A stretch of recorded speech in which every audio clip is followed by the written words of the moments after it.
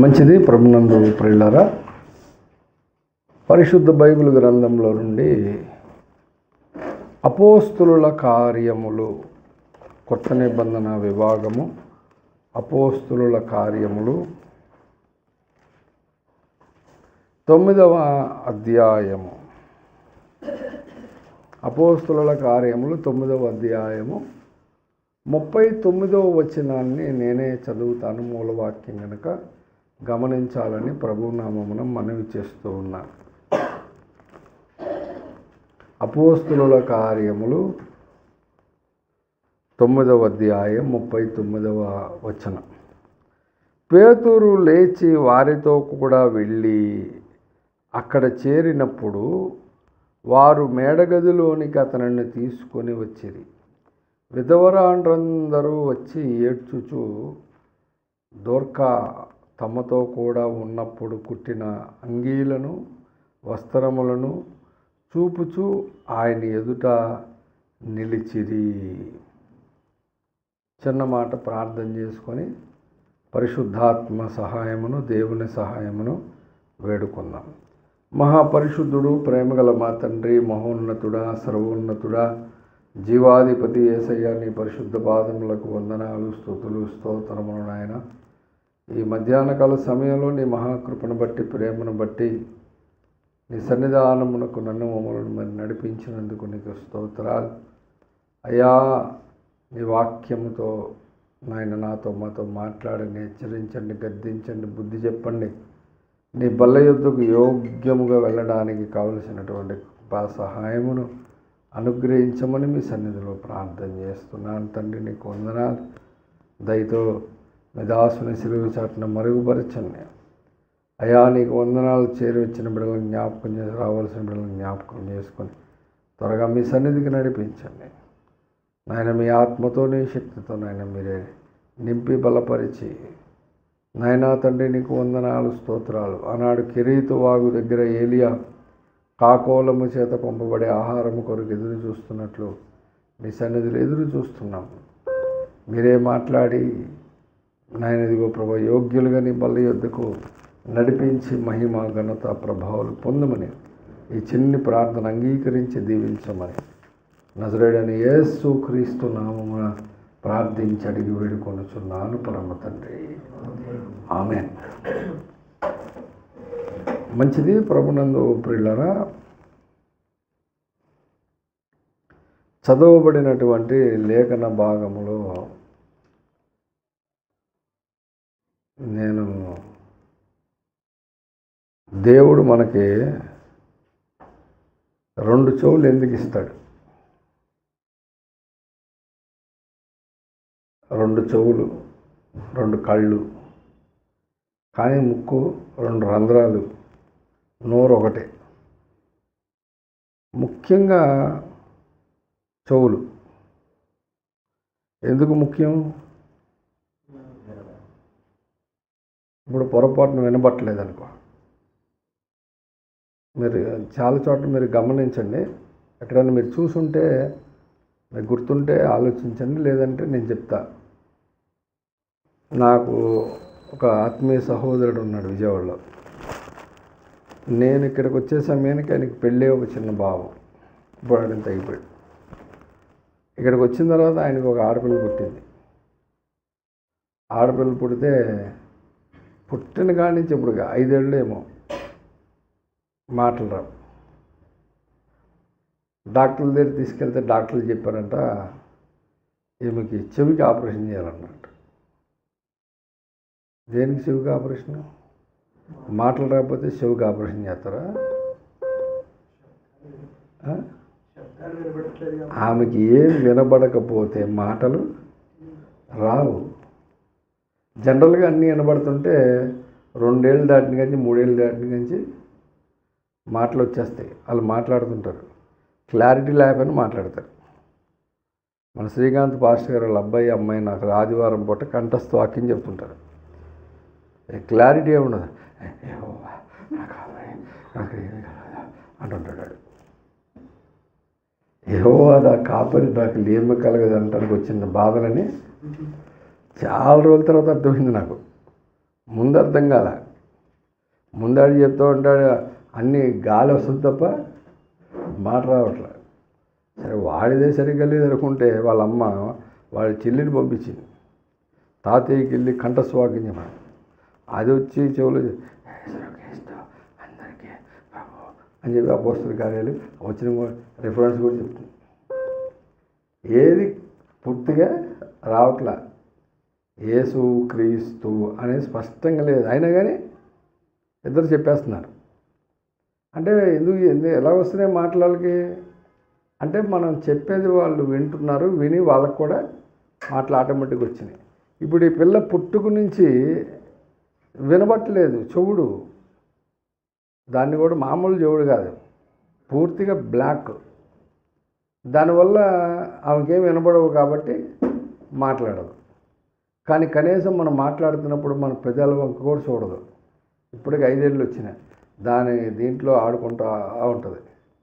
హైదరాబాద్లో ఎక్కడో ఆపరేషన్ చేయించాలని చెప్పని అనుకుంటున్నాడు అబ్బాయి. సరే చేయించి ప్రార్థన చేద్దామని చెప్పాను. అట్లాగూ చెవులకిను నోటికి ఏదో కనెక్షన్ ఉంది కదా. అందుకనే మనము స్పందించాలి, మాట్లాడాలంటే ఎప్పుడు స్పందిస్తాం? మనకు వినబడినప్పుడు స్పందిస్తాం. మనకు వినే మాటలను బట్టి మన స్పందన ఉంటుంది కదా. కానీ కొంతమంది ఉంటారు, వింటారు కానీ వాళ్ళ స్పందన చాలా డిఫరెంట్గా ఉంటుంది. తెలుసా మీకు?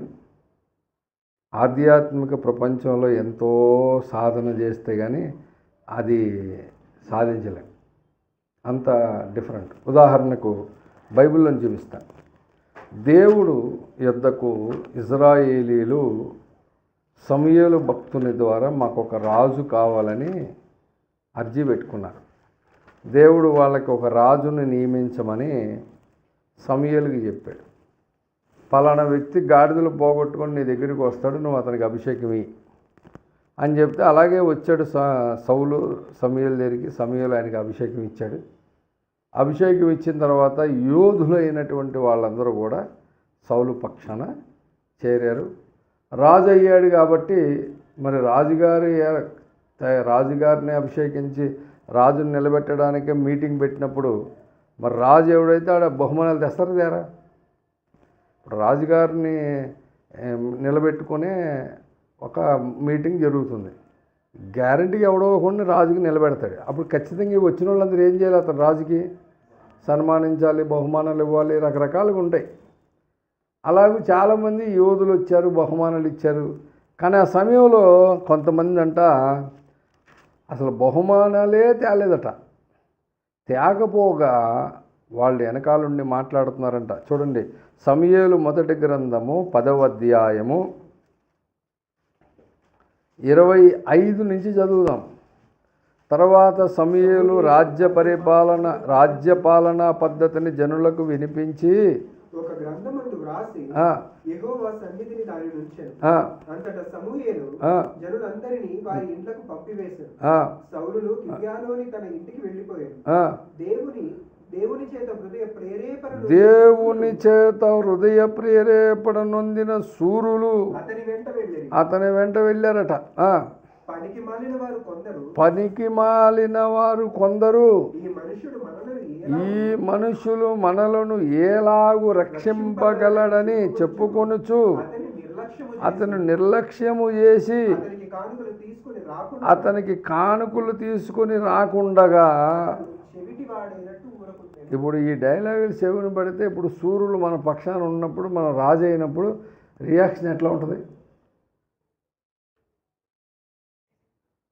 ఎవరక్కడ అంటే చిత్తంపురం ఎవరో పనికిమాల మాటలు మాట్లాడుతున్నారంటే ఏషియంట్ ముందనంట అనే. కానీ అది చెవులకు వినబడిన దాన్ని బట్టి నోటితో స్పందన ఎలాగ ఉంటుంది? అలాగే ఉండాలి కదా. కానీ ఈయన ఎట్లాగ ఉన్నాడు? అది ఎన్నట్టే లేకుండా చౌటులో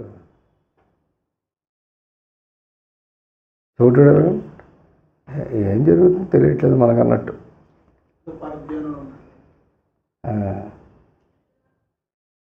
అట్లా కుదురుద్ది. అట్లా చేయాలంటే ఎంత సాధన కావాలి? మీరు ఆలోచించండి. ఎవరైనా ఒక మాట మాట్లాడినప్పుడు ఏమి స్పందన లేకుండా చెవిటోళ్ళలాగా ఉండగలిగేటువంటి స్థితి రావాలంటే ఎంత సాధన చేస్తే వస్తుంది? సౌలు భ్రష్టుడు కాకముందు అంత శ్రేష్ఠుడు. సౌలు భ్రష్టుడు కాకముందు అంత శ్రేష్ఠుడు. ఆ తర్వాత ఫిలిప్తీలు యుద్ధానికి వచ్చారు. సౌలు జనాలను పోగు చేశాడు, యుద్ధానికి వెళ్ళాడు. భయంకరమైన హోరాహోరీ యుద్ధం జరిగింది. అమ్మోనీయుల మీద. ఆ యుద్ధం జరిగినప్పుడు అందరినీ హతం చేసేసాడు, చాలామందిని. విజయం వచ్చేసింది.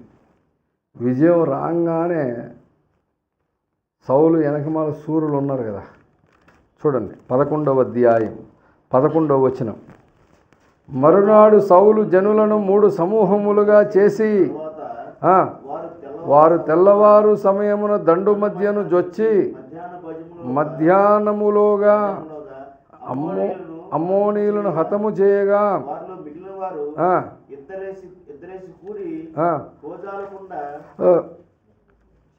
చెదరిపోయిరి. అంతమంది చెదిరిపోయారు. చాలామంది హతం చేశారు, చాలామంది చెదిరిపోయారు. 12 జనులు సౌలు మనలను ఏలునా అని అడిగిన వారేరి మేము వారిని చంపునట్లు ఆ మనుషులను తెప్పించుడని సమూయేలుతో. ఏమంటే మొన్న ఎప్పుడు ఆడెవడో కూశాడు. ఏం కూశాడు? ఆ సౌలు మనల్ని ఏలునా అని ఆడ కూశాడు ఎవడాడు. ఆయన్ని ముందు అర్జెంటుగా ఇప్పుడు మేము చంపాలి, ఆయన బెలిపించండి అని చెప్పి అంటున్నారు సమూయేలుతో జనులు. అప్పుడు సౌలు ఏమన్నాడు చూడండి. సౌలు నేడు యెహోవా ఇజ్రాయేలీలకు రక్షణ కలుగజేసెను గనుక ఈ దినమున ఏ మనుషుని మీరు చంపవద్దన్నాడు. అబ్బా ఎంత మంచోడండి. ఈరోజు మనకు రక్షణ కలుగు చేసిన దినం. ఈరోజు మనం ఎవరిని చంపకూడదు, ఏం పర్లేదు వదిలేండి. కాబట్టి ఇంత అద్భుతమైనటువంటి మంచి శ్రేష్ఠ భక్తుడు తర్వాత పాడైపోయాడు, భ్రష్టుడైపోయాడు, కృప పోగొట్టుకున్నాడు. నేనేమంటున్నానంటే మొదలెట్టింది ఎక్కడ మొదలెట్టాను? దేవుడు మనకు 2 చెవులు ఎందుకు ఇచ్చాడన్నాను. ఎందుకు ఇచ్చాడు తర్వాత క్లారిటీ ఇస్తా. ఇదంతా ఉపోద్ఘాతం, మూలవాక్యానికి సంబంధించింది కాదు. ఇంకొక ఆయన ఉన్నాడు. ఆయనైతే ఈయన కంటే బలవంతుడు. ఆయన సౌలు కంటే. అసలు ఆయన పేరు చెప్తే చాలట సింహపు గుండె కలిగిన వారు సహితము దిగులు పడిపోతారట.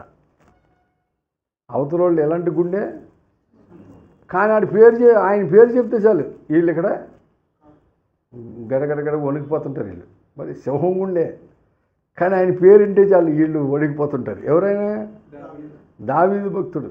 ఈయనకంటే మంచి శ్రేష్ఠుడు, భక్తుడు, దేవునితో సహవాసం కలిగినవాడు, నిరంతరం ప్రార్థన వాక్యధ్యానం కలిగిన ఆయన. ఈయన కూడా మామూలుగా చాలా కోపం ఈయనకి ఎక్కువ. ఎంత కోపం అంటే అరే అన్నయ్యలకి వెళ్ళి కొంచెం జున్ను ముక్కలు, పాలు, పెరుగు, కొంచెం మంచి మంచి పదార్థాలన్నీ అన్నలు యుద్ధంలో ఉన్నారు వెళ్ళి ఇచ్చిరా అని వాళ్ళ నాన్న పంపిస్తే ఎల్లోడు వెళ్ళి వాళ్ళందరికీ ఇచ్చేసి ఆ పని చూసుకొని రాకుండా వాళ్ళ మధ్య తిరుగుతున్నాడట. తిరుగుతూ ఉంటే ఆ సమయంలో వచ్చాడు ఎవడు? గొల్లియాతు.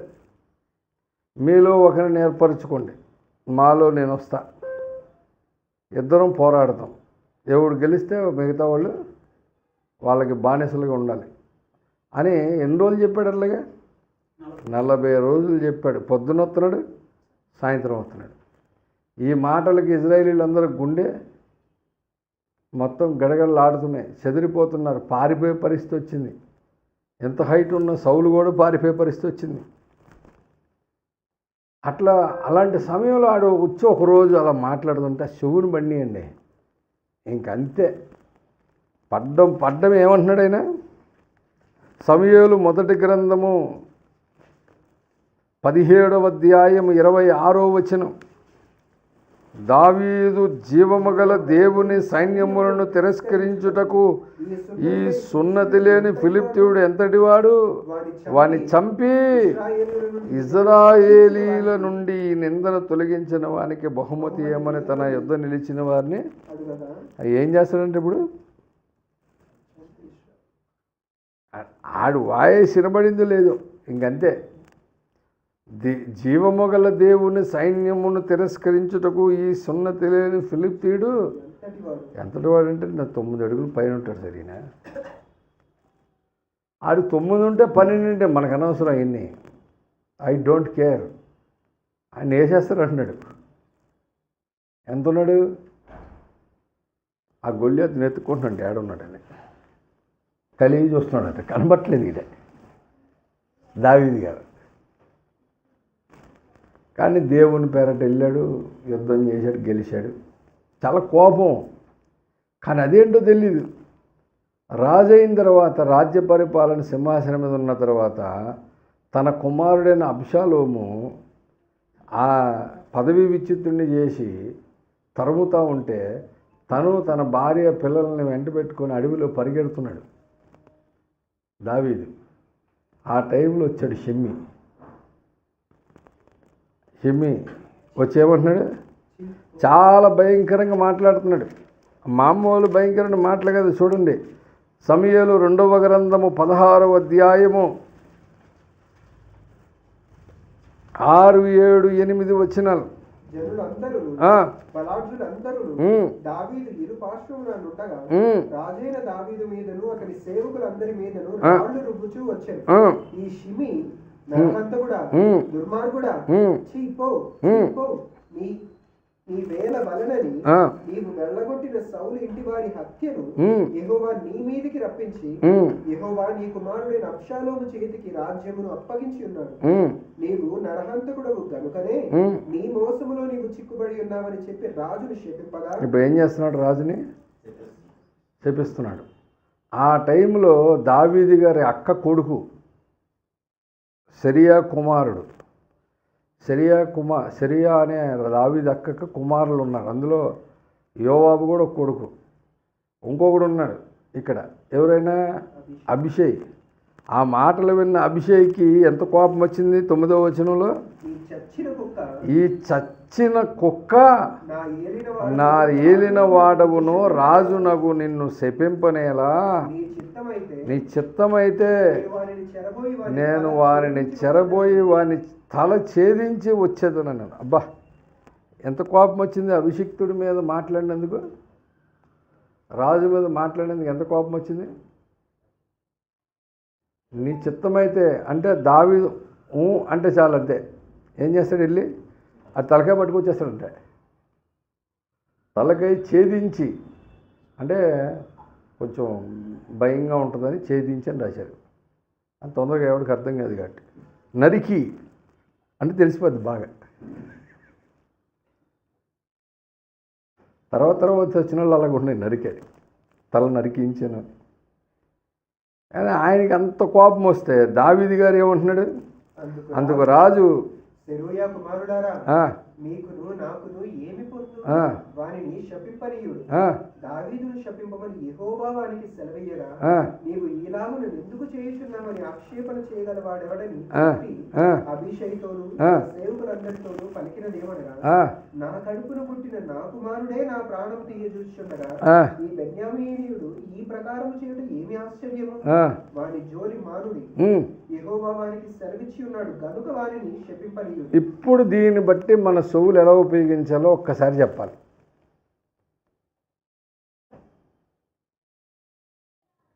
పర్సనల్గా మన మీదకి ఎవరైనా అంటే ఇంటి మీద వస్తే మాత్రం నేను అడిగింది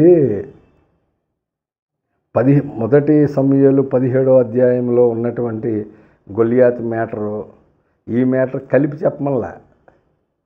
ఈ ఇప్పుడు చదివినటువంటి 10, 11 వచనాలను బట్టి మీరు మన చెవులను ఎట్లాగ ఉపయోగించాలో చెప్పండి.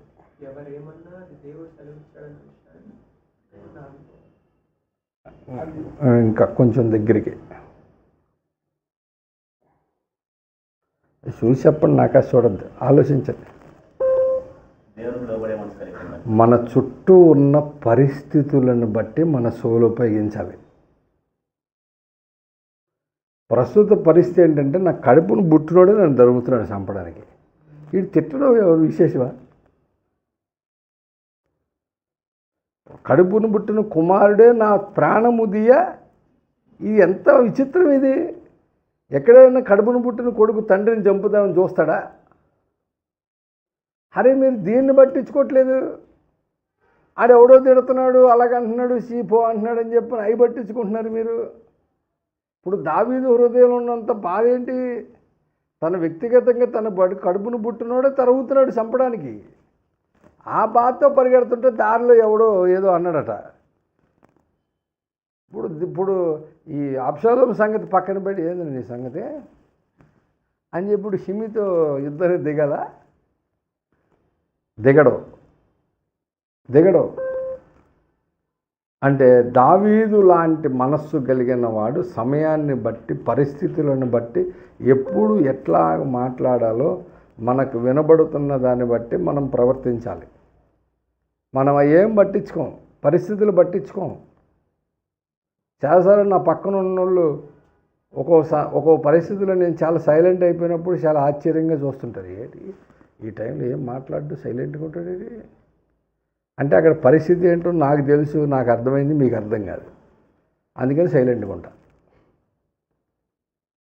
ఎవరిని ఏమన్నా అంటే భక్తులలో ఉండేటువంటి ఇలాంటి ఒక గొప్ప లక్షణం ఒకటి మనకు ఉండాలి.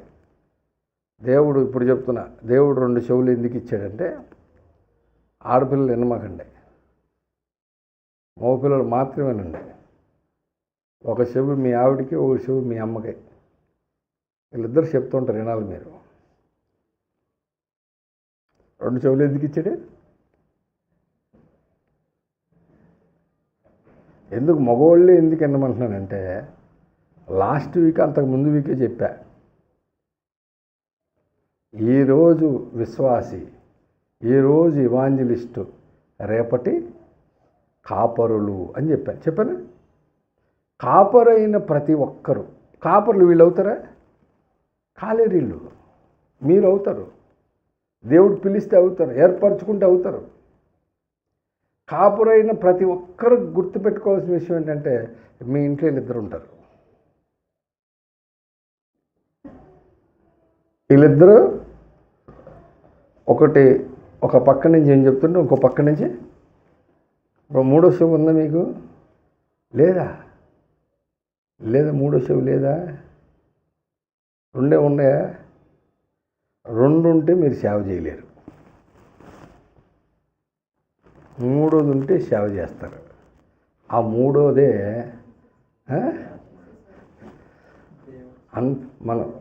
మనం పురుషులం కదా, ఈ లోపల ఇంకొక అంతరంగ పురుషుడు ఉన్నాడు. మన నేత్రాలకి మనోనేత్రాలు ఉన్నాయి లోపల, అలాగే చెవులకు ఇంకో చెవు ఉంది లోపల. ఈ 2 చెవులకు వదిలేసి ఆ చెవుతో దేవుడు ఏం మాట్లాడతాడు వింటుండాలి. ఇప్పుడు నాకు వచ్చే దారిలో జరిగిన పరిస్థితి, ఇక్కడికి వచ్చి మోకరించే వరకు ఏం చెప్పాలో తెలియదు. మోకరించిన తర్వాత ఆలోచించుకు టైం లేదు.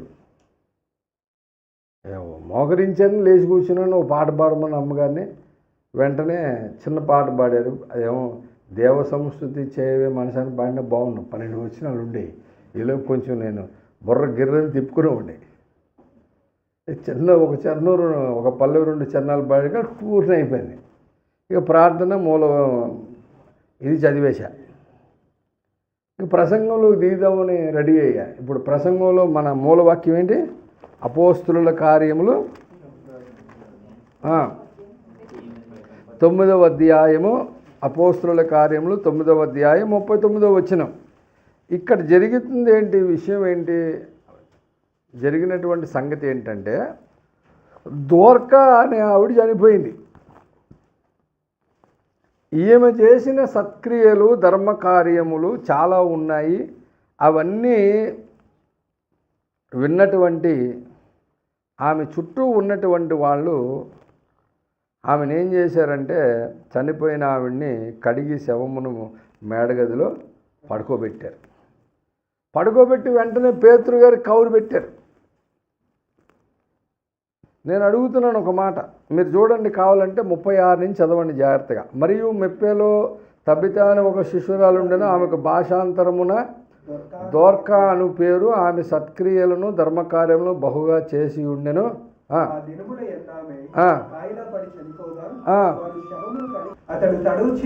అతడు తడువు చేయగా పేతురు లేచి వారితో కూడా వెళ్ళి అక్కడ చేరినప్పుడు వారు మేడగదిలోనికి అతనిని తీసుకుని. ఇప్పుడు మీరు నాకు ఒక మాట చెప్పాలి. ఈమె చనిపోయింది, మేడగదిలో పడుకోబెట్టారు. లుద్దా మప్పేకు దగ్గరగా ఉండడం చేత పేతురు అక్కడ ఉన్నాడని శిష్యులు విని తడువు చేయకుండా తమ యొద్దకు రావాలని వేడుకున్నారు. అందుకు 2 మనుషులను అతని దగ్గరికి పంపించారు. నేను అడుగుతున్న, దేనికి పంపారు? పేతురు గారి దగ్గరికి శిష్యుల్ని 2 మనుషుల్ని ఇక్కడ ఉన్నటువంటి వాళ్ళు, మెప్పేలో ఉన్నటువంటి వాళ్ళు ఎందుకు త్వరపడి రమ్మని చెప్పని పిలవడానికి పేతురుని పంపించారు? Exactly correct. పేతురు గారు వస్తే ఖచ్చితంగా దొరక లెగుస్తుంది, బతుకుది అనే ఉద్దేశంతో ఆయన పిలిచారు కదా. ఇప్పుడు ఆయన వచ్చినప్పుడు ఇప్పుడు ఎంత విశ్వాసముతో వాళ్ళు ఆయనను పిలిచారో అంతే విశ్వాసంతో ఇప్పుడు పేతురుతో మాట్లాడాలి. కానీ పిలిచినప్పుడు పేతురు గారు వస్తే పేతురు గారితో అక్కడ ఉన్నటువంటి విధవరాండ్రు వచ్చి ఏం చేస్తున్నారు? ఏడ్చుచు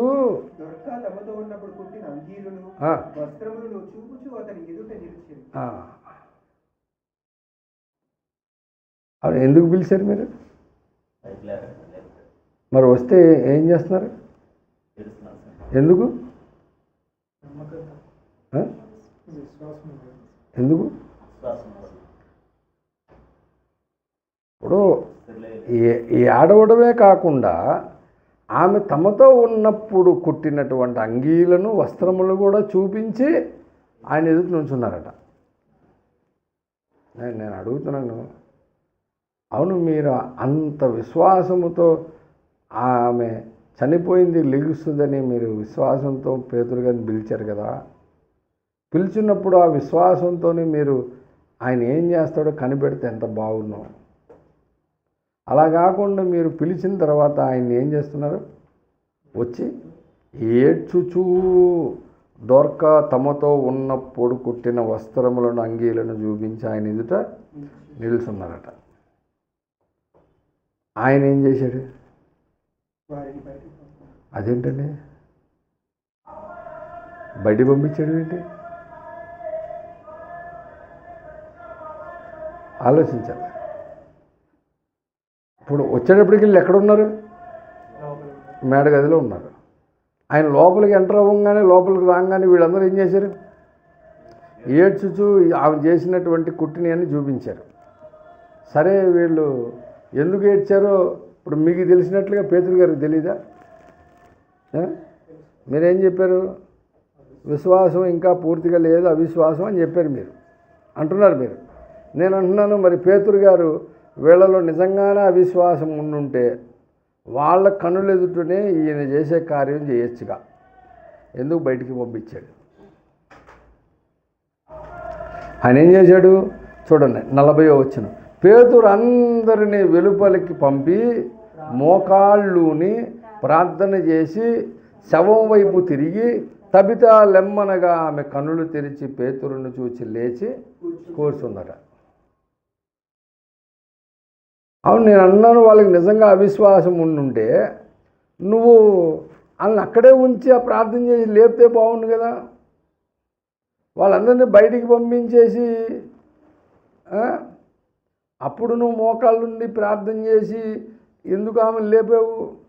వాళ్ళు ఎదురుగుండానే చేయొచ్చుగా. ఎందుకు దేవుడు పేతురు ద్వారా ఇలాంటి కార్యం చేపించిందే కాకుండా మళ్ళీ రాయించాడు? నేను వచ్చేలా మోకరించంగానే ప్రభు ఇప్పుడు ఏం చెప్పమంటావు నాకు అర్థం కావట్లేదు.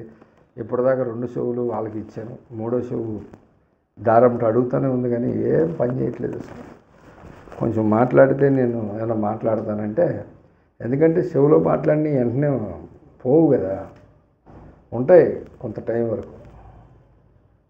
ఆయన మూడో చెవు పెట్టి ఎంత ప్రయత్నం చేసినా ఇక్కడికి వచ్చిన తర్వాత మోకరిస్తే ద్వారకా చనిపోయినప్పుడు జరిగినటువంటి సంఘటన నువ్వు ఇప్పుడు మాట్లాడాలంటే అవునా 13 ఏళ్ళ నుంచి సేవకు వచ్చి ఇప్పటివరకు ఒకసారి కూడా చెప్పలేదు దీని మీద. ఏం చెప్పాలో కనీసం రివిజన్ చేసుకోవడానికి కూడా అవకాశం లేదు బ్రెయిన్లో, టైం అయిపోయింది. అందుకనే దేవుని చిత్తం ఏం మాట్లాడుకుంటే అది మాట్లాడుకుంటాడని చెప్పని దాని విషయం చెప్పడానికి ఉపోద్ఘాతం చెప్పా 2 చెవుల గురించి. మీరందరూ కూడా నన్ను సంతోషపరుస్తారు, 3వ చెవు ఉంది పాస్టర్ గారు ఏం భయపడమాకండి మీరు అంటారు అనుకుంటే, లేవు సార్ ఒకటే అంటారు. 2 ఉంటే చాలా కష్టం. నేను మిమ్మల్ని సువార్థికులుగా సేవకులుగా తయారు చేద్దామని లాస్ట్ ఇయర్ 12 మంది సువార్థికులకు అభిషేకం పొందారు, స్త్రీలు పురుషులు కలిపి. వాళ్ళు 6, వీళ్ళు 6.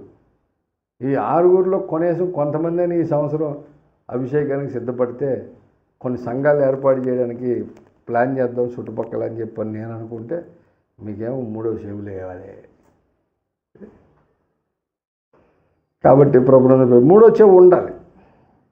ఎందుకంటే ఇట్లాంటి పరిస్థితుల్లో మీకు సువార్త పరిచర్యకి, వాక్యం చెప్పడానికి, సంఘం నడిపించడానికి వెళ్ళినప్పుడు కంపల్సరీగా సేవకుడికి చాలా పరిస్థితులు ఉంటాయి. అందుకనే 2 నెల రోజుల క్రితం ఎప్పుడో కితకనూరు కాలేజీలో ఉన్నప్పుడు చెప్పా, మీకు జ్ఞాపకం ఉంటే చూసుకోండి. అపోస్తుడైన పౌలు ఎఫెసీయులకు రాసిన పత్రిక 6వ అధ్యాయము 19-20 వచనాల్లో సంగతి చెప్పా. మరియు నేను దేని నిమిత్తము రాయబారినై సంకెళ్లలో ఉన్నాను, ఆ సువార్త మర్మమును ధైర్యముగా తెలియజేయుటకు నేను మాటలాడ నోరు తెరిచినప్పుడు దానిని గూర్చి నేను మాటలాడవలసినట్లుగా ధైర్యముతో మాట్లాడుటకై వాక్శక్తి నాకు అనుగ్రహింపబడినట్లు నా నిమిత్తము పూర్ణమైన పట్టుదలతో విజ్ఞాపన చేయించు మెలకుగా ఉండుడి అన్నాడు. గుర్తుందా మీకు? ఎవరైనా ఉన్నారా కితకనూరులో? ఉన్నారా? అప్పుడు చెప్పా, అవును దైవజనుడు ధైర్యముగా సువార్త మర్మమును తెలియజేయుటకు, అలాగే ప్రభునందు పిల్లరా దైవజనుడు మాటలాడవలసినట్లుగా మాటలాడుటకు వాక్శక్తి అనుగ్రహింపబడినట్లు ధైర్యము కోల్పోయే ప్రమాదం ఉందా అని అడిగాను నేను ఆ రోజు. అది నేనేమన్నానంటే, అసలు ఓఫీర్ మినిస్ట్రీస్లో ఎట్టి పరిస్థితుల్లో అట్లాంటి వాళ్ళు ఉండరు. ఎందుకంటే మన దగ్గర చాలా విజ్ఞాపన ప్రార్థన జరుగుతుంది, కర్మేలు జరుగుతుంది, ఉపవాస ప్రార్థనలు జరుగుతున్నాయి, అవుట్రీచ్ ప్రార్థన, ఎన్నో ప్రార్థనలు జరుగుతున్నాయి. దైవజనుల కొరకు ప్రత్యేకంగా ప్రార్థన చేసే పెద్దవాళ్ళు ఉన్నారు. ఓఫీర్ గారి కొరకు, అభిషిక్తుల కొరకు, సేవకుల కొరకు, అట్టగా నా కొరకు ప్రార్థన చేసి మీరు సంఘంలో బోల్డ్ మంది ఉన్నారు. కాబట్టి నేను ఎప్పుడు ఏం మాట్లాడాలో నాకు ఆ ధైర్యం దేవుడు అనుగ్రహిస్తాడు. సువార్త మర్మమును తెలియజేయడానికి ధైర్యం ఇస్తాడు. దానిని గురించి నేను మాట్లాడవలసినట్లుగా, నేను ఎట్లా మాట్లాడాలో, ఎప్పుడు ఎట్లా చెప్పాలో ఆ చెప్పే ధైర్యము, మాట్లాడే వాక్శక్తి నాకు దేవుడు ఇచ్చాడు అని అంటే కారణం సంఘంలో ఉన్నవాళ్ళు, నా కుటుంబంలో ఉన్నవాళ్ళు చేసిన ప్రార్థనలే ఎక్కువ. ప్రత్యేకంగా నేను దీని విషయంలో చాలా హ్యాపీ. ఎందుకంటే సేవలో ఉన్నప్పుడు మరి ఎక్కువ సమయం కొంతమందిని బలపరచాల్సి వస్తుంది. నేను ఫోన్లోనే గంటలు మాట్లాడుతుంటాను, ఎవరో ఒకరు బలపరచడం కొరకు ఫోన్లోనే ప్రార్థనలు చేస్తుంటాను. ఇంటి పనులు చూడాలి, పిల్లల సంగతులు చూడాలి, ఇంట్లో కూరగాయల సరుకులు అన్నీ నేనే. నాకు ఫుల్ వర్క్, ఫుల్ పని నాకు. కాబట్టి నేను ప్రార్థన చేసుకుంటా, లెగ్గానే చేస్తా. మళ్ళీ నైట్కి పడుకునేటప్పుడు చేసుకుంటాం. మధ్యలో నాకు సమయం ఉపవాస ప్రార్థనలు ఉన్నప్పుడు 7 గంటలు ఉంటాను, కానీ మిగతా టైంలో ఎప్పుడైనా మోకరిద్దాం వెళ్ళిపోదాం లోపలికి అనుకుంటేనే ఏదో ఒక పని పడుతూ ఉంటుంది. దాని కొరకు ఎక్కువగా ప్రార్థనలో అమ్మ సుధమ్మ చేస్తుంటారు, సంఘస్థులు చేస్తారు. చాలా సంతోషం నాకు. కానీ ఆ ధైర్యము కోల్పోయే పరిస్థితి మన మినిస్ట్రీలో ఉండదు, కానీ చాలా మినిస్ట్రీలో ఉంటుంది. చాలా మినిస్ట్రీలో నేను చూశాను, గమనించాను కూడా, చాలాసార్లు చెప్పాను కూడా. మీకు జరిగిందే చెప్పాను. నా జీవితంలో చాలా నిరూపణలు, నాకు బాప్తిసం ఇచ్చిన ఆత్మీయ తండ్రి, అభిషేకం ఇచ్చిన ఆత్మీయ తండ్రి జీవితంలో జరిగిన ఒకే సంఘటనలు ఉన్నాయి. ఇద్దరు మాట్లాడిన ఒకే మాటలు ఉన్నాయి. నేను అందరిని బట్టి కూడా చాలా సంతోషిస్తాను. చెప్పాను చాలాసార్లు లైవ్, ఇది అబద్ధం కాదు. 100 మంది విశ్వాసుల మధ్యలో జరిగింది. వేణుగోపాలయ్య గారు వాక్యం చెప్తున్నాడు, శనివారం స్వస్థత ఆరాధన, 100 మంది విశ్వాసులు ఉన్నారు, వాక్యం చెబుతున్నాడు. ఇదంతా చర్చి ముందు ఒక రోడ్డు, ఆ రోడ్డు పక్కన అవతల పక్కనే ఖాళీ స్థలం పక్కన ఒక రోడ్డు, ఆ రోడ్డు పక్కన ఒక ఇల్లు. ఆ ఇంట్లో అద్దెకుందే అయ్యగారులో చిన్నమ్మాయి, అల్లుడు బాబు. చర్చికి ఎదురుగుండా కనబడుతుంటుంది. అక్కడ కూర్చుంటే అయ్యగారు ఆల్టర్ మీద వాక్యం చెబుతుంటే కనబడతాడు. ఒక శనివారం జరుగుతుంది ప్రార్థన, బాగా ఉజ్జీవంగా వాక్యం చెబుతున్నాడు. కరెక్ట్గా 8:30 9 ముగించేస్తే టైం ఒక పావు గంటలో ముగిస్తాడు. ఆ సమయంలో వాళ్ళ అమ్మాయి గట్టిగా కేకేసింది, నాన్న మా ఆయన్ని కొట్టి చంపేస్తున్నారు అని. అంతే. ఆ మాట కొంచెం కీసరు గొంతుకులాగా ఉంటుంది, కానీ చాలా గట్టిగా మాట్లాడుతుంది, బాగా వినబడుతుంది. ఆ మైక్ సౌండ్లు కూడా ఆమె అరిసిన అరుపు అయ్యగారికి వినబడి ఆయన వాకింగ్ చెప్పడం ఆపి దిగిపోయి వెళ్ళిపోయాడు. ఆయన వెళ్తుంటే ఆయన వెనకమాల మేమందరం వెళ్ళిపోయాం. అది సౌరు వెనకమాల సూర్యుడిలాగా. ఆ కొట్టేవాడు మేము వెళ్ళేదాకా ఉంటాడట, రండి సార్ చూద్దామని. ఎంతమంది వెళ్తే ఆడేమవుతాడు, ఇడ్లీలో చట్నీ అవుతాడు. ఆడి మీద దిగేళ్ళలో పారిపోయాడు బాక్కుమ్మేసి. సరే మొత్తానికి ఆయన లేపించాను, ప్రార్థన చేసి బయలుదేరి వచ్చేసాడు. మేము కూడా వచ్చేసాం, మోకరించాం. వాక్యం ఫుల్ఫిల్ చేస్తాడేమని చూస్తున్నాం, చేయలే. వెళ్ళటం డైరెక్ట్గా ఆల్టర్ దగ్గరికి వెళ్ళి మోకరించి ప్రార్థన చేసుకొని ముగించేసి ప్రార్థన చేసేసి అందరికీ స్వస్థత ప్రార్థన చేసేసాడు. లైన్లో నిలబడి వచ్చి చేయించుకున్నాడు, వెళ్ళిపోయారు. ఆ తర్వాత అడిగాను నేను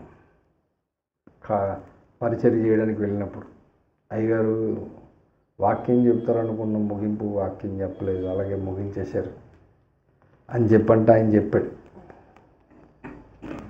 దేవుడు అడిగాడట రాగానే, ఎవరికి చెప్పలేవని. నేను చెప్పినట్టు కాదు, చెవులు గింగురమన్నాయంట. హౌ డేర్ యూ, నాకు చెప్పకుండా నా పిల్లలతో నేను మాట్లాడుతుంటే నువ్వు వెళ్ళిపోతావా అని అడిగాడట. వణుకొచ్చేసిందట. అక్కడే మోకరించేసి ప్రార్థన చేసుకొని క్షమాపణ వేడుకొని లేచి స్వస్థత ఆరాధన చేశాడు. ధైర్యం ఉందా? ధైర్యం ఉందా? ఈ వచనం బట్టి చెప్తున్నా నేను. ధైర్యం ఉందా?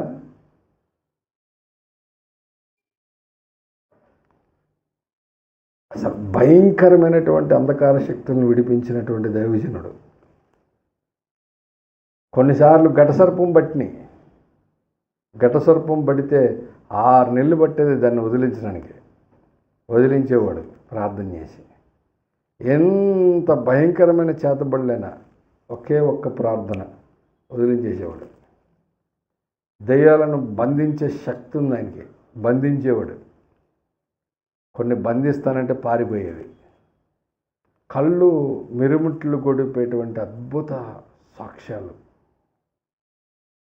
కానీ తన గనబుట్టిన కుమార్తె భర్త శ్రమలో ఉండి అరిస్తే వెళ్ళకూడని ప్రదేశం నుంచి వెళ్ళిపోయాడు ఆయన.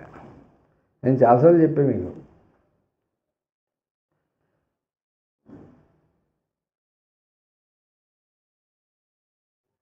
మన మోషే అన్న అహరోను కుమారులైన నాదాబు అబీహులు దేవుడు ఆజ్ఞాపింపని వేరొక అగ్ని పట్టుకొస్తేనే కోపంతో వాళ్ళని అక్కడే చంపేశాడు. కానీ మోషే వచ్చి చెప్పాడు అహరోనుతో మిగిలిన ఇద్దరు కొడుకులతో, మీరు గుడారం యొక్క ద్వారం దాటి బయటికి రమ్మకండి అన్నాడు. మీరు ఏడవడానికి ఏడవకూడదు, జుట్టు విరబూసుకోకూడదు, బట్టలు చించుకోకూడదు, కానీ మీ బంధువులు ఆ పని చేయొచ్చు అన్నాడు. అంతే. ఒక కడుపును పుట్టిన కొడుకు కళ్ళ ముందు మందిరంలో చచ్చిపోతే వాడి కోసం ఏడవను కూడా ఏడవకూడదు, ఎందుకంటే మీ మీద అభిషేక తైలం ఉన్నది, జాగ్రత్త అని చెప్పాడు మోషే. ఎలా ఉంటుందో తండ్రికి? బైబిల్లో అది చదివిన తర్వాత మరి ఎంత ధైర్యం ఉండాలి ద్వారం వదిలి రావడానికి? అంత ధైర్యము కావాలి సేవ చేసే సేవకులకి. ఏం జరిగినా సరే నువ్వేం చేయాలి? నీ మీద అభిషేక తైలం ఉంటే ద్వారం దాటకూడదు, కళ్ళ నీళ్ళు రాకూడదు. ఓసారి చెప్పాను నేను, అభిషేకం తీసుకున్న సాక్ష్యం చెప్పండి, చెప్పేటప్పుడు ఏడవమాకండి అన్న. వాక్యం చెప్పేటప్పుడు కన్నీటితో ఒకవేళ చెప్పే పరిస్థితి ఒక్కోసారి వస్తుంది, కానీ దానిని మింగాలు బయటికి రాకుండా చూసుకోవాలి. దేవునికి ఇష్టం లేదు, ఎందుకంటే నీ మీద అభిషేక తైలము ఉన్నది. ఇలాంటి ఎన్నో విషయాలు చెప్పాను మీకు.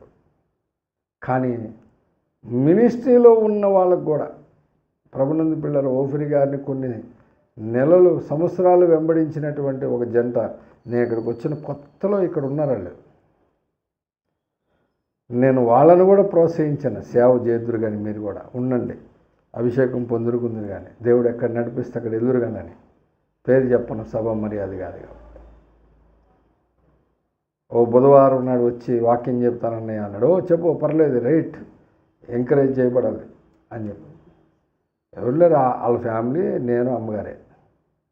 ఎప్పుడైనా వస్తే ఆ పనోళ్ళు ఎవరైనా ఒకళ్ళిద్దరు వచ్చేవాళ్ళు, లేకపోతే వచ్చేవాళ్ళు కాదు. చెప్పమని చెప్తానికి వచ్చాడు, 5 గంటలకే వచ్చేసాడు. అన్నయ్య ఓ బుక్ కావాలని. ఏం బుక్ కావాలన్నా? గండ్రగొడ్లు కావాలి, తీసుకోవాలి, ఇచ్చా. నేను మన ఇంట్లో చైర్ ఉంది కదా, దాంట్లో కూర్చున్నా. దాని పక్కన ఖాళీ ప్లేస్లో అబ్బాయి కూర్చున్నాడు. అప్పుడు బీరువాలు, సోఫాలు, మంచాలు లేవు, అమ్మగారు నేను తప్ప. ఏదో కొంచెం వండుకోవడానికి సామాన్లు ఉన్నాయి అంతే. చదువుతున్నాడు. గొడ్డలు దూయడానికి కర్మిల్లో 6 దాటింది. మన తలుపు కొట్టారు ఎవరు. వచ్చాడు లోపలికి ఒక ఆయన మన ఇంట్లో, మా ఇంటి వెనక మళ్ళీ ఇల్లు ఉంది కదా, ఇప్పుడు ఎవరు దిగుతున్నారు, దిగిపోయారా? ఆ ఇంట్లో ఉండేవాడు. వచ్చి పాస్టర్ గారు మీరు నాకు ప్రార్థన చేయాలన్నాడు. అని ఇప్పుడు నేను చెప్పినట్టు కాదు, ఆయన తమిళ్, కొంచెం తెలుగు వచ్చు. పాస్టర్ మీరు నాకు కొంచెం ప్రార్థన చేసి పొడవలేదు అన్నాడు. సరే ఇప్పుడు చేద్దాం రా అని చెప్పి మోకరించాడు. ఇంకా నేను ప్రార్థన చేద్దామని స్టార్ట్ చేసే లోపు లేచాడు పైకి. ఎందుకు వచ్చావు ఇక్కడికి నువ్వు? నిన్ను ఇక్కడ సేవ చేయను, నిన్ను చంపేస్తాను, నిన్ను బతకనే ఉన్నావు, నువ్వు ఎందుకు వచ్చావు ఇక్కడికని ఇప్పుడు తెలుగులో చెప్పాను. అట్లా చెప్పాడు. ఇందాక దాకా చేసుకోవడం అన్నాడు, ఇప్పుడు తెలుగులో చాలా పక్కా క్లారిటీగా మాట్లాడుతున్నాడని. నాకు ఆ మాట్లాడుతున్నది ఎవరో నాకు అర్థమైపోయింది. ఎందుకు? 15 ఏళ్ళు దెయ్యాలను వదిలేస్తుంటే నేను అయ్యగారానికి మళ్ళా జగ్గొచ్చుకుని ఉంచున్నాను. నాకు తెలియదు దెయ్యమేదో భూతమేదో, శిష్యులకు తెలియలేదు. నాకు ఎప్పుడు బాగా అనుభవం అయిపోయింది. నేను సరే అది అరుస్తుంటే చూస్తున్నాను, ఆడు మీదకు వచ్చేసి నన్ను కొట్టేస్తాడేమో అని బైబిల్ గంటగొట్టలు పక్కన పెట్టి వచ్చి ఆయన ఆపుతున్నాడు. ఆగని. నేను వాడిని ఎందుకు ఆపుతావు, నువ్వు పక్క జరిగి, నీకు తెలియదు, నాకు తెలిసి ఇవన్నీ 15 ఏళ్ళ నుంచి చూసి 3 రోజులు చూసా. ఘట సర్పాలు పట్టిన వాళ్ళనే చూసా. ఇది ఆడి బచ్చా కట్టాడు శంషా. ఇది పెద్ద విశేషం కాదు, నువ్వు ఉండి పక్కన ఉండని చెప్పి అనిపించి. ఎప్పుడైతే ఈ అరుపులు ఏందో వాళ్ళ ఆవిడ వెళ్ళిపోయింది బాత్రూమ్కి.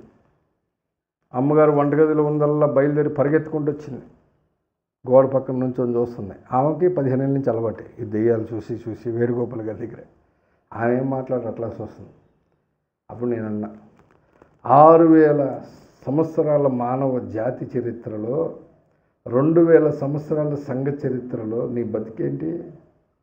నజరేయుడైన యేసుక్రీస్తు నామమున పొమ్మంటే పోవాలి, యేసుక్రీస్తు నామమున గెట్ అవుట్ అన్నా అంతే.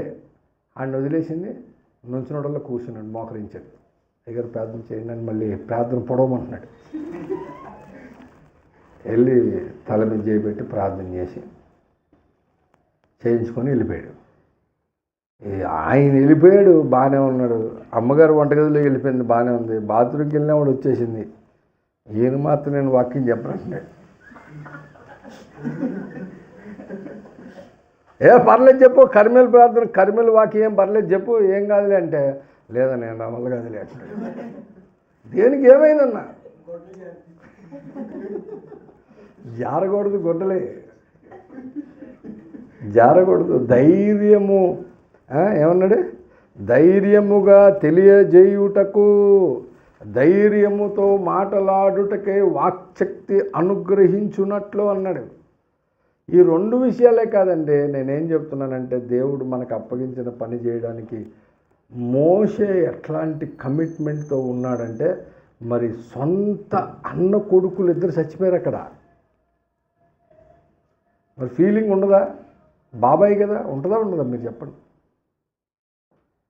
అంత తమాయించుకుంటే దేవుడు చెప్పమన్న మాటలు అన్నకి చెప్పాలి. ఇప్పుడు అహరోనుకి చెప్పాలి, అహరోను నీ మీద అభిషేక తైలం ముందు నువ్వు రామాకు బయటికి, నీ కొడుకులు రావద్దు అని దేవుడు చెప్తున్నాడు. జుట్టు విరబూసుకోవద్దు, కన్నీళ్లు పెట్టద్దు, మీ బట్టలు చింపుకోవద్దు, దేవుడు చెప్పాడు అని చెప్పనే మాటలు చెప్పాలన్న నోట్లో నుంచి ఒక అన్నకి కళ్ళ ముందు చచ్చిపోయిన వాళ్ళ విషయంలో చెప్పాలంటే ఏం కొంచెం ఉండదా బాధ?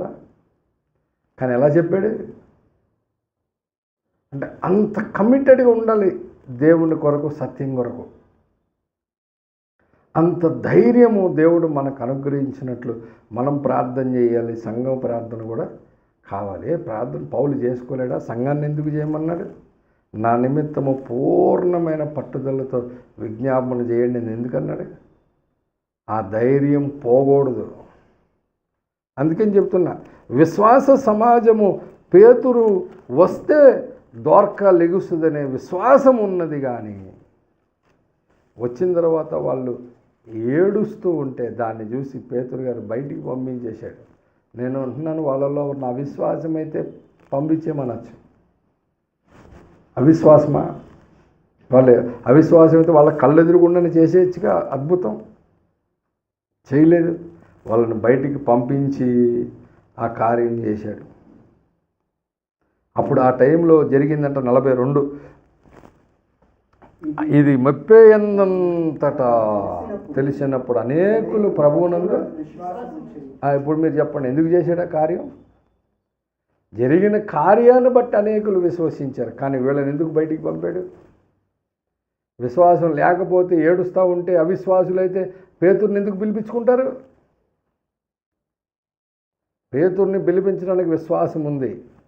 కానీ వాళ్ళు ఏడుస్తుంటే పేతురు ఎందుకు బయటికి పంపాడంటే, ప్రభునందు ప్రియులారా, ఇంకా అప్పటికి తరాలలో యుగాలలో మరుగున్న మర్మాలు పౌలు భక్తుని ద్వారా ఇంకా బయలుపరచబడలేదు. పౌలు భక్తుని ద్వారా బయలుపరచబడిన తర్వాత చనిపోయిన వాళ్ళందరూ ఒకప్పుడు భూమి కింద పాతాళ లోకంలో పరదేశంలో ఉన్నారు. యేసు చనిపోయిన తర్వాత ఆ పరదేశంలో ఉన్న చెరగా విడిపించి తీసుకొచ్చి 3వ ఆకాశంలో పెట్టాడని పౌలు అప్పటికి సంఘానికి ప్రకటించలేదు. ఇంకా అప్పటికి అపోస్తులుడిగా పౌలు నియమించబడ్డాడు, కానీ పరిచర్య ఇంకా పూర్తిగా విస్తృతం చేయలేదు. 9వ అధ్యాయంలోనే ఆయన మారుమనసు పొందింది, రక్షణ పొందింది. అలాగూ 3వ ఆకాశంలో పెట్టినటువంటి ఆ చెరలో ఉన్నటువంటి జీవాత్మలను రెండవసారి యేసు ప్రభు వచ్చేటప్పుడు వెంటబెట్టుకొస్తాడు. అలా వెంటబెట్టుకొచ్చినప్పుడు మృతులైన వారు మొదట లేగుతారు, సజీవులుగా ఉన్న మనము తర్వాతే లేగుస్తామనే సత్యాన్ని, మర్మాన్ని పౌలు తన పరిచర్లో తర్వాత చెప్పాడు. అప్పటికి చెప్పాల. అప్పటికి యూదులకు కూడా చనిపోయినాడు ఎక్కడికి వెళ్తున్నాడో తెలియదు కాబట్టే సొలొమోను తన ప్రసంగి గ్రంథంలో చెప్పాడు. ప్రసంగి గ్రంథము సొలొమోను చెప్పిన మాట 3వ అధ్యాయం 21వ వచనంలో చెప్పాడు. నరుల ఆత్మ పరమునకు ఎక్కిపోవునో లేదో, మృగముల ప్రాణము భూమికి దిగిపోవునో లేదో ఎవడికి తెలియదు అన్నాడు. ఒకళ్ళు తెలిస్తే ఆ మాట అంటాడా సొలొమోను జ్ఞానం లేనుడా? జ్ఞానము, బుద్ధి, వివేచింప సఖ్యము కానీ ఆయన అంత అద్భుతంగా దేవుడు సొలొమోనుకి ఇచ్చాడు. మరి సొలొమోను భూమి సూర్యుని కింద జరుగు సంగతులు ఎన్నో మర్మాలు తన సామెతల్లో, కీర్తనలో, ప్రసంగిలో చెప్పాడు. చెప్పిన సొలొమోను కూడా చాలా సంగతులు తెలియదు సొలొమోనుకి. సొలొమోను అంటున్న మాట చెప్తున్నాను నేను. చూడండి, ప్రసంగి గ్రంథము ఇప్పుడు ఇదొకటి చూసాము, 11వ అధ్యాయము 5వ వచనం. శూలాలి గర్భమందు ఎముకలు ఏ రీతిగా ఎదుగునది నీకు తెలియదు. గాలి ఏ త్రోవన వచ్చునో నీ వెరుగవు.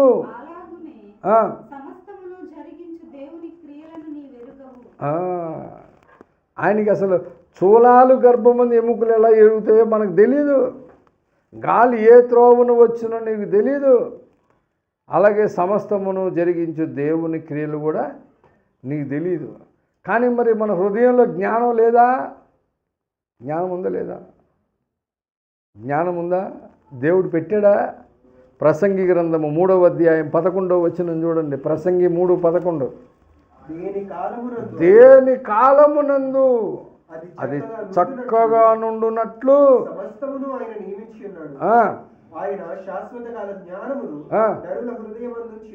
నరుల హృదయములు ఎలాంటి జ్ఞానం పెట్టాడండి? శాశ్వత కాల జ్ఞానము నరుల హృదయమందు ఉంచి ఉన్నాడు. కానీ మనకు తెలియదు, పరిశీలనగా తెలుసుకున్నాడు. అంటే మన హృదయంలో ఉందా లేదా జ్ఞానం? ఉంది, కానీ నీకు చాలా విషయాలు తెలియవు. పాత నిబంధన కాలంలో ఇజ్రాయేలీలకు సమాజంలో ఆ దినాల్లో చనిపోయినాడు ఎక్కడికి వెళ్తున్నాడు ఎవడికి తెలియదు వాళ్ళకి. వాళ్ళు ఎరుగరు. అందుకే అన్నాడు, నరుల ఆత్మ పరమునకు ఎక్కిపోవునో లేదో తెలియదు, ఎవరికి తెలియదు అన్నాడు.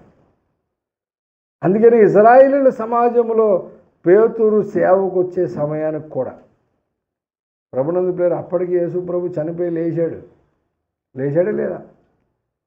లేచిన ఆయన నేను లేచాను బాబు అని చెప్పని మేడగదిలో 11 మంది ఉన్నప్పుడు ఆయన ప్రత్యక్షమైతే ఆయన్ని చూసి వెంటనే వీళ్ళు ఏమనుకున్నారు? భూతం అనుకున్నారట. ఆయన భూతం అనుకుంటే ఆయన అంటున్నాడు, ఒరే భూతానికి కాళ్ళు చేతులు మాంసమును ఎముకలు ఉండవు, కాళ్ళు పట్టి చూడండి అని చెప్పని ఆయన చేతులు చాచిన పట్టుకుంటారా గట్టికి పట్టుకొని చూడండి అంటుంటే కూడా వీళ్ళు ఇంకా ఆశ్చర్యపోతూ భయపడుతూ ఉన్నారట. వీళ్ళు ఎలాగో పట్టుకొని ఏదో దయ్యం అనుకుంటున్నారు ఇంకా అని చెప్పని మీ దగ్గర ఏమైనా తినడానికి ఉందని అడిగితే చేపలు ఉన్నాయని పెడితే ఏం చేశాడు? చేపలు తిన్నాడు. దయ్యం తింటుందా? శరీరం ఉంటుంది దానికి? అంటే ఇజ్రాయేలీలోని శిష్యులే ఆయన లేచి మహిమదేహం దాల్చుకొని వాళ్ళు ఎదురుగుండా వస్తే వాళ్ళు నమ్మడానికి అవకాశం లేకుండా పోయింది. నమ్మలే శిష్యులు. ఆఖరికి ఆయన తిన్న తర్వాత అప్పుడు విశ్వించారు. ఈలో 10 మందే ఉన్నారు, ఈలో 11 లేడు. ఎవరు? తోమ వచ్చిందని చెప్పారు. అయ్యగారు వచ్చారు మన దగ్గరికి, మాట్లాడాడు, చాలా విషయాలు చెప్పాడు. ఆయన చేపలు కూడా తిన్నాడంటే అస్సలు నేను నమ్మను. ఆయన చేతులు ఏలుబెట్టి తిప్పితే కానీ అందుకని యేసయ్య వచ్చి చెప్పాడు కనబడి, చూసి నమ్మిన వానికంటే చూడక నమ్మిన వాడు ధన్యుడని. కాబట్టి ప్రభునందు ప్రియులారా, మనం నమ్మాలి. ఆ రోజుల్లో వాళ్ళు ఏడుస్తున్నారంటే ఒక కారణం ఉంది. శిష్యులందరూ ఏడ్చారంటే ఒక కారణం ఉంది. మార్తా మరియా లాజరు చనిపోతే మార్తా మరియా ఏడ్చారంటే ఒక కారణం ఉంది. ఎందుకంటే అప్పటికి యేసు ప్రభు చెప్పాడు, మరియా నమ్ముతున్నావా అడిగాడా? మరియా నువ్వు నమ్ముతున్నావా? యోహాను సువార్త 11వ అధ్యాయము 21వ వచనము, 22వ వచనము, 23. ప్రభువా నీవు ఇక్కడ ఉండిన యెడల నా సహోదరుడు చావకుండును. ఇప్పుడైనను నీవు దేవుని ఏమడిగినను దేవుడు నీకు అనుగ్రహించునని నేను ఎరుగుదునను. యేసు నీ సహోదరుడు మరలా లేచునని ఆమెతో చెప్పగా, మార్త ఆయనతో అంత్యదినమున పునరుద్ధానమందు లేచునని ఎరుగుదునను. అందుకు యేసు, పునరుద్ధానమును జీవమును నేనే. నా యందు విశ్వాసముంచువాడు చనిపోయినను బ్రతుకును, బ్రతికి నా యందు విశ్వాసముంచువాడు ప్రతివాడును ఎన్నటికీ చనిపోడు. ఈ మాట నమ్ముచున్నావని ఆమెను అడిగాను.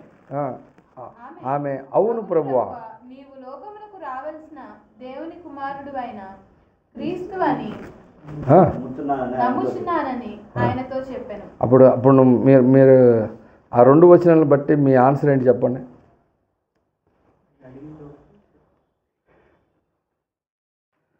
నువ్వు తీసుకున్న పాట ఏంటి?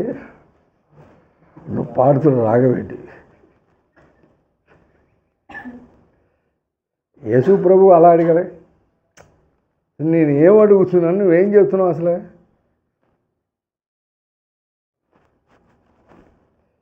పునరుద్ధానమును జీవమును నేనే. నా యందు విశ్వాసం ఉంచువాడు చనిపోయినను బ్రతుకును, బ్రతికి నా యందు విశ్వాసం ఉంచువాడు ప్రతివాడు ఎన్నటికీ చనిపోయి. ఈ మాట నమ్ముచున్నావా అని అడిగితే ఏమో నమ్ముతుందట. ఏమని? రెండోసారి వస్తాడని నమ్ముతుందంట. ఎస్, పునరుద్ధానము జీవమును నీవే. నీ యందు మేము విశ్వాసం ఉంచాం, మా తమ్ముడు ఖచ్చితంగా బతుకుతాడు అని అంటుందా? అంటలే. మరి అందా? ఆమె అంటలే.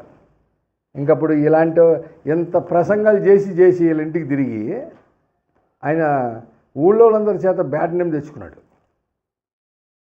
ఇప్పటికీ కారు కూతలకు వస్తున్నారు చాలామంది ఇలాగే. కానీ ఇంత వాక్యం విని వీళ్ళు ఎక్కడున్నారు? అందుకని యేసు ప్రభు వారు వాళ్ళ యొక్క అవిశ్వాసము చూసి ఏమన్నాడు? యేసు కన్నీళ్ళు విడిచానట. ఎందుకు చూడండి 33వ వచనం. ఆమె ఏడ్చుటయు ఆమెతో కూడా వచ్చిన యూదులు ఏడ్చుటయు యేసు చూచి కలవరపడి ఆత్మలో మూలుగుచు అతనిని ఎక్కడి నుంచి తిరని అడుగుదా. అది ఏం చేయాలి? ఎలా ఉంది చూడండి పరిస్థితి. ఆమె ఏడుస్తుంది, ఆమెతో పాటు ఉన్న యూదులు ఏడుస్తున్నారు. ఇంకా ఆయన కూడా యేసు మూలుగుచ్చు కన్నీళ్లు విడిచాడట. ఆయన ఎక్కడుంచారు చెప్పమని అడుగుతున్నాడు. అప్పుడు వాళ్ళు అంటున్నారు, నువ్వు ఎలాగూ ప్రేమించనో చూడుడని చెప్పుకున్నది. ఆయనను ఎలా ప్రేమించారో చూడరు. ఏం చూసేది ఇంక నాకు? ఊళ్ళో వాళ్ళందరూ అద్భుతాలు గొప్పలు మొత్తం అందరూ బ్రహ్మాండమైన కార్యాలు దేవుడు చేస్తున్నాడని చెప్పి నమ్ముతున్నారు. ఈయన చేసిన అద్భుత కార్యాలు ఆశ్చర్యకార్యాలు వెనకమాలంటూ చూశారు. ఎవరు? శిష్యులు చూశారా లేదా? చూసి ఒకరోజు ఆయనతో కూడా కలిసి పడవెక్కి ప్రయాణం చేస్తున్నారు. పడవెక్కి ప్రయాణం చేస్తుంటే ఆయన ఏం చేశాడు? అమరమ్మున తలవాల్చుకొని పడుకున్నాడు. వీళ్ళందరూ ఏం చేస్తున్నారు? పడవ తోలుతున్నారు. ఈలోపు పెద్ద గాలి వాన తుఫాను వచ్చింది. గాలి తుఫానుకి అలలు లేచి పడవలో పడుతున్నాయి. పడవ మునిగిపోయే పరిస్థితి వచ్చింది. అప్పుడు వీళ్ళందరూ కలిసి యేసు ప్రభు దగ్గరికి వచ్చి అడుగుతున్నారు, ఏమని? ఏంటట? మేము నశించిపోవచ్చున్నాము, నీకు చింత లేదా అంట. లేదు, చింత లేదా? చింత ఉంది కాబట్టి అమరంలో పడుకున్నాడు వెళ్ళి. ఎందుకు? పడవ మునిగితే గినిగితే ఎక్కడ మునుగుద్ది? ఫస్ట్ అమరం మునుగుద్ది, ఆ తర్వాత మిగతా మునుగుద్ది. అది మునిగితే అమరం మునుగుద్దని తెలిసే పడుకున్నాడు ఈయన. కానీ మునిగితే అమరం మునుగుద్దని వీళ్ళందరికీ కూడా తెలుసు, వీళ్ళందరూ చేపలు పట్టేవాళ్ళు, వీళ్ళకి కూడా తెలుసు పడవ సంగతి.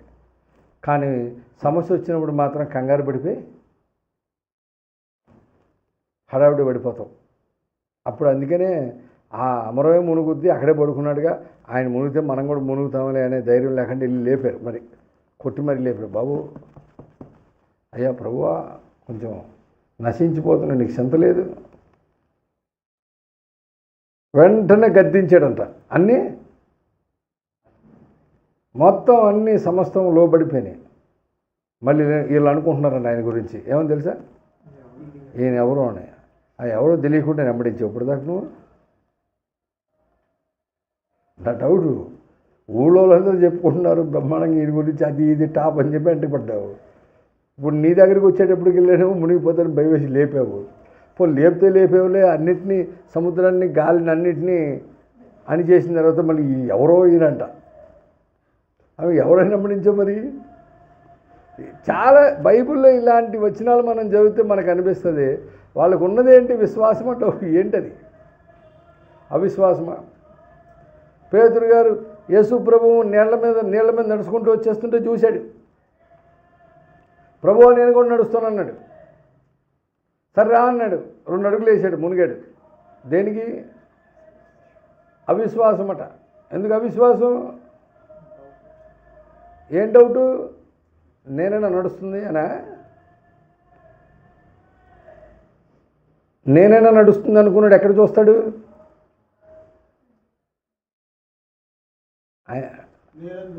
డౌట్ వచ్చిందని చెప్పిన చెప్పాలి. దేన్ని చూస్తాడు? అప్పుడు దాకా యేసుని చూస్తే 2 అడుగులు బండి. నేనైనా మరి నడుస్తున్నాను, కిందకి చూసాడు. ఏముంది? ఆయనే నడుస్తున్నాడు, కానీ ఎక్కడికెళ్ళాడు? అందుకని బైబిల్ రాయించారు చక్కగా, నువ్వు యేసు వైపు చూచు. నీ విశ్వాస ప్రయాణం సముద్రం లాంటిది. దీని మీద నువ్వు నడిచేటప్పుడు నేనైనా నడిచేదని చూడొద్దు. అందుకని ఓఫిరయ్య గారు నీటి మీద నడకనే పుస్తకం రాస్తున్నాడు. అది ఎప్పుడు వస్తుందని ఎదురు చూస్తున్నా. అది వస్తే అది చదవాలని చాలా కుతూహలం ఉంది. అయ్యగారు రాసిన బుక్కులు చదవకుండానే పోతానేమో అని భయం వేసింది ఓపెన్ హార్ట్ సర్జరీ అయినప్పుడు. కానీ దేవుడు నిలబెట్టి నువ్వు బతికి చదువునాయనని చదివించాడు. బతికి చదివిన తర్వాత ఓఫిరయ్య గారు చెప్పాడు, నువ్వు రాకడి వరకు బతికుంటావని. ఇదే వాగ్దానం వేణుగోపాల్ గారు చెప్పాడు. ఈ 2 వీళ్ళిద్దరు మాట్లాడిన మాటలు. కాబట్టి దేవుని కృప. ఎన్ని మాట్లాడినా సరే 3వ చెవు ఉండాలి. ఎన్ని మాట్లాడి ఎవరు ఎన్ని వాగ్దానాలు చేసినా దేవుడు మాట్లాడుతున్న దాన్ని వినటానికి మనకు ఒక చెవి, అంతరంగ చెవి ఉండాలి. ఉన్నప్పుడు నీ లైఫ్ చాలా హ్యాపీగా వెళ్తుంది. కాబట్టి ప్రభునందు ప్రియులారా, పేతురు గారు వాళ్ళని బయటికి పంపించడానికి కారణం వాళ్ళలో ఉన్న అవిశ్వాసం కాదు. అవిశ్వాసం అయితే ఆయన అసలు పిలవరు. బయటికి పంపింది దేనికనంటే ప్రభునందు ప్రియులారా, దోర్కాను మళ్ళీ ఆయన ఎలా లేపాడో, రేపు మళ్ళీ కొన్ని రోజుల తర్వాత అలాగే చనిపోయి మళ్ళీ సమాధి చేయబడుతుంది. లాజరుని యేసు ప్రభు ఎలా లేపాడో, లేచిన వాడు తర్వాత మళ్ళీ మరణించి సమాధి చేయబడతాడు. కానీ సార్వత్రిక క్రీస్తు సంఘం అంతా తెలుసుకోవాల్సిన సంగతి ఏంటంటే, ఈ భూమి మీద ఉన్నంత వరకు మన కళ్ళ ముందు ఏమి జరుగుతున్నా కొంచెం కూడా మీరు డిస్టర్బ్ కాకుండా ఉండే అంతగా తరములలో యుగములలో మరుగయ్యున్న మర్మాలను మీ కొరకు పౌలు ద్వారా చెప్పించాడు. అందుకనే మొన్న ఓఫిరయ్య గారు వాళ్ళ మేనల్లుడు చనిపోయినటువంటి సమాధి కార్యక్రమం దగ్గరికి వెళ్ళినప్పుడు ఆయన మాట్లాడుతూ చెప్పాడు, చాలామందికి ఈ మధ్యన అన్యుల్లాగా ఫ్యాషన్ అయిపోయిందట. అన్యులు ఎట్లా చేస్తారో ఫ్యాషన్ అయిపోయిందంట. అది కూడా కొన్ని రోజులు పోతే వస్తుందేమో నాకు డౌట్, ఇంకా పూర్తిగా రాలేదేమో. వేణుగోపాల్ అయ్యగారి టైంలోనే వచ్చిందట. అయ్యగారు చెప్పాడు, బాగా డబ్బున్న ఇళ్లల్లో బాగా 80 ఏళ్ళు 90 ఏళ్ళు వచ్చి చనిపోయిన వాళ్ళు ఉంటారు కదా, అంత ముసలోడు అయిపోయిన తర్వాత చచ్చిపోయినోడు కోసం ఎవడు ఎడుతాడు? ఆ చనిపోయిన ముసలోడికి భార్య ఉండదు, అది కొడుకులు ఉండరు, వాళ్ళు కూడా పోయి ఉంటారు.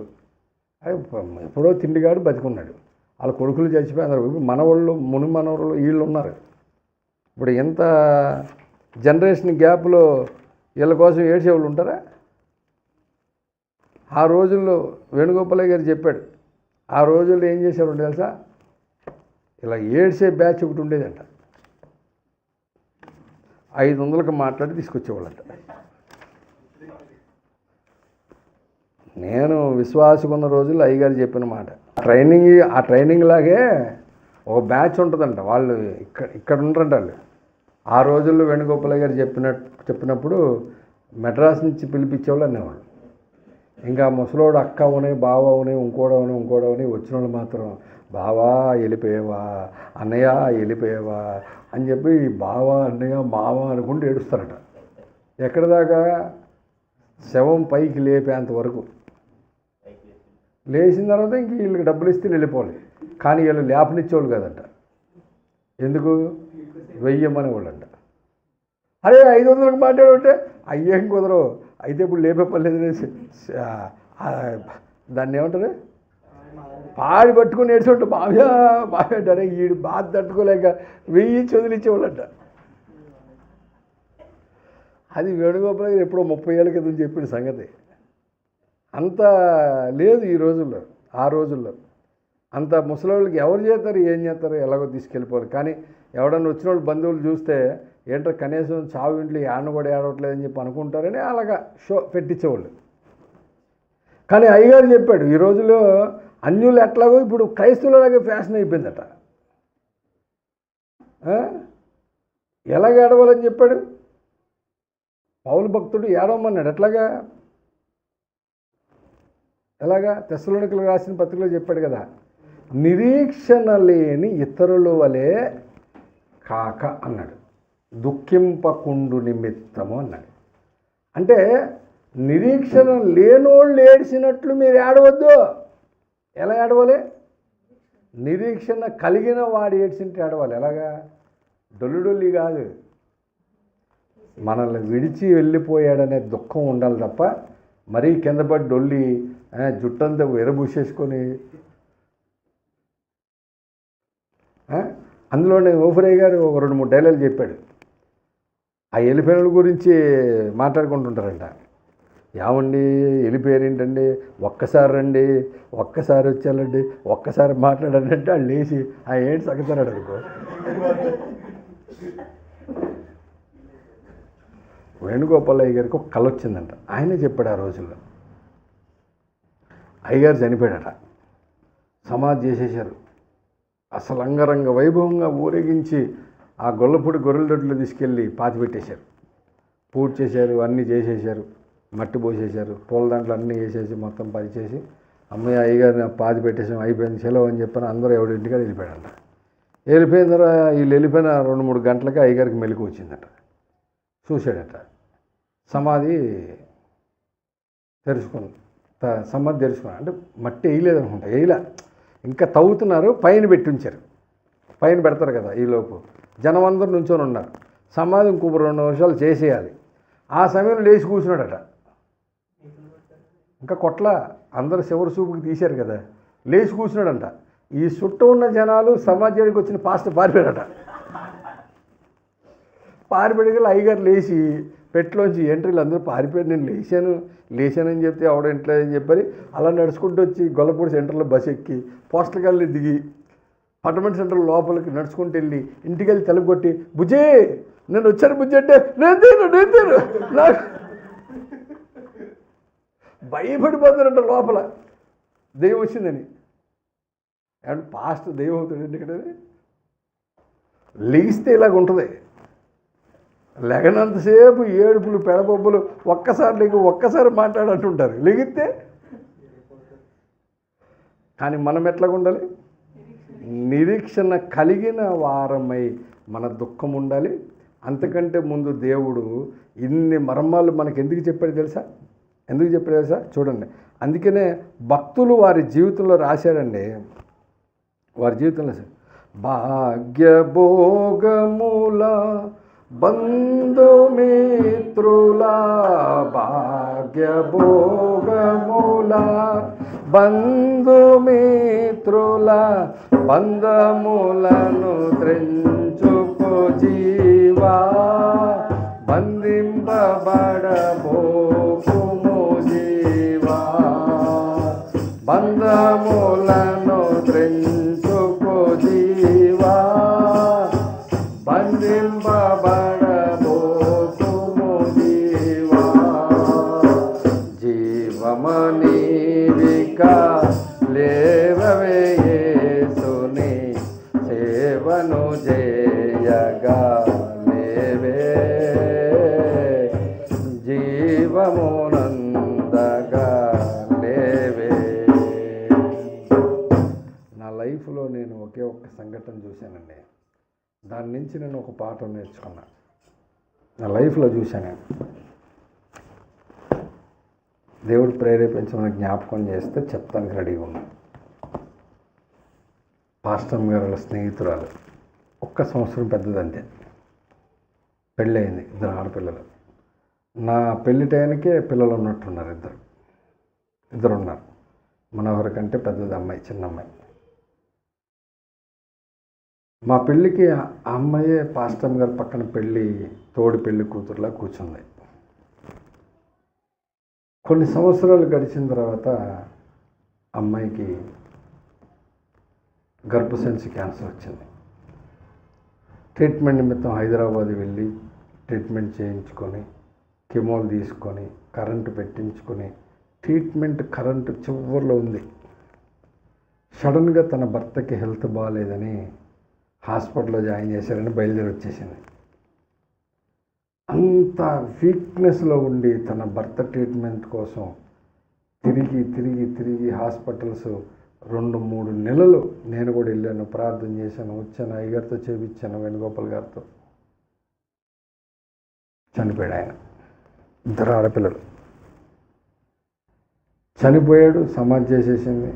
తను క్యాన్సర్ క్యూర్ అవ్వాలని స్వస్థత ప్రార్థన కోసం బందర్ నుంచి విజయవాడ అయ్యగారి దగ్గరికి వచ్చి ప్రార్థన చేసుకుని వెళ్తుండేది, మా దగ్గర ఉండేది. చాలా మాట్లాడే ఉన్నాను. నేనంటే కూడా తనకు చాలా ఇష్టం, నాతో బాగా మాట్లాడేది. ఎప్పుడు అడుగుతుండేది, చాలా క్వశ్చన్స్, సమాధానం చెప్పాను. సేవకు వచ్చిన తర్వాత కూడా మైసూర్లో ఉండి ఎన్నోసార్లు గంటలు మాట్లాడి బలపరిచేవాడు.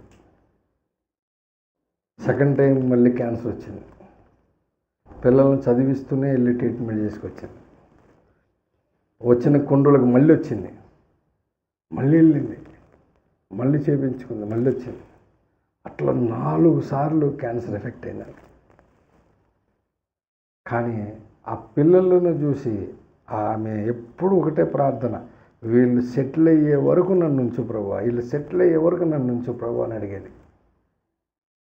ఆ పిల్లలు కూడా తండ్రి లేడు, వీళ్ళు ప్రార్థనలో ఉన్నారు, బంధువులందరూ లేరు, అన్యులు. ఆ పిల్లలు కూడా తల్లి కొరకే ఎక్కువ ఆరాటపడేవాళ్ళు. ఇద్దరిని ఇంజనీరింగ్ చేయించింది.